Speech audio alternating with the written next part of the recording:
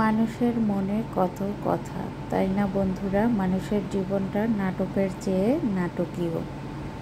সব কিছু চাইলে পাওয়া যায় না, আবার সব কিছু পাইলেও চাওয়া যায় না। দূর থেকে সব জিনিসই সুন্দর, কাছ থেকে কিন্তু সব কিছুই অসুন্দর।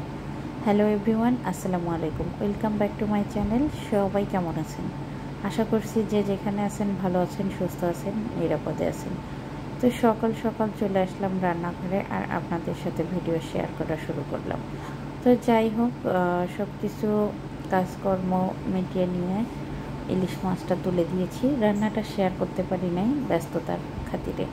তো যাই হোক বন্ধুরা, আমার রান্নাটা দেখে কেমন লাগতেছে কমেন্টে জানাবেন। এখানে আমি চটচড়ি বসিয়ে দেব, তো সেটাই মাখতেছি। আপনারা সবাই জানেন যে আমি হাতে মাখিয়ে চটচড়ি রান্না করতে বেশি পছন্দ করি। এটা কিন্তু খেতেও অনেক বেশি ভালো লাগে। তো যাই হোক, যেটা বলতেছিলাম, জীবনের মানে অনেক কিছু। জীবনের মানে কষ্ট, দুঃখ, হাসি, কান্না সব কিছু মিলিয়ে একটা জীবন।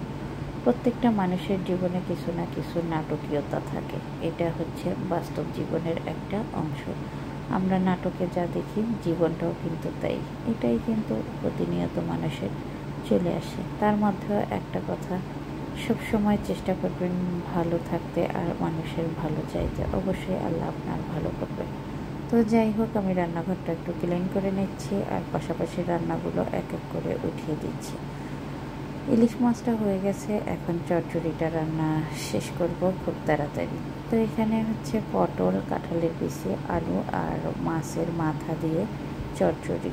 আমি সবসময় মাছের মাথা দিয়ে চচ্চড়ি রান্না করতে পছন্দ করি। আর এই পাশের চুলায় তুলে দিয়েছি চিংড়ি মাছ। তো চিংড়ি মাছটা খেতে আমার বরাবরই ভালো লাগে, আমার ছেলের পছন্দ, আমাদের বাসার সবার পছন্দ। তো পেঁয়াজ দিয়ে একটু মাখা মাখা রান্না করলে এটা খেতে বেশ লাগে। এটা কিন্তু একদমই খুব চুলাটা আস্তে দিয়ে একদম খুব সুন্দরভাবে আস্তে আস্তেই আমার রান্নাটা হবে।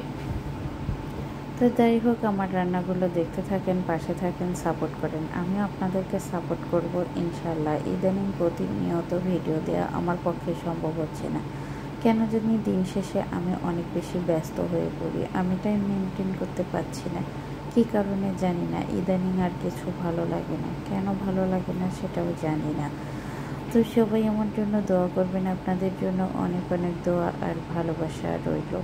আপনাদের সাথে কথা বলতে বলতে বেশি আবেগপ্রবণ হয়ে যাই আমি, কেন যে হয়ে যাই তাও জানি না। আমার নিজের লোকেদেরকে আমি বেশি ভালোবাসি অন্য লোকদের চেয়ে, অন্য লোকদেরকেও ভালোবাসি, কিন্তু সেরকমটা না। নিজের পরিবার পরিজন নিয়ে সবসময় ভালো থাকার চেষ্টা করি।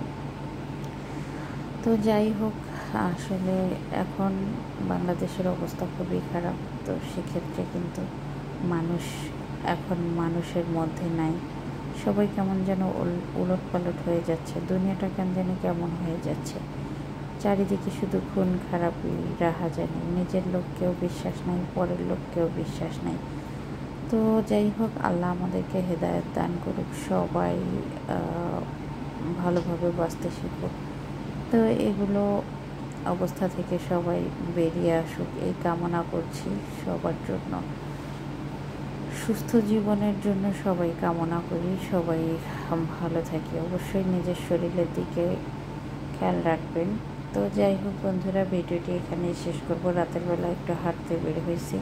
তো এখানে আমাদের রাত 1-2টা কোনো সমস্যা নেই, আমরা হাঁটতে পারি নির্ভয়ে নির্দ্বিধায়। সবাই ভালো থাকবেন। আসসালামু আলাইকুম।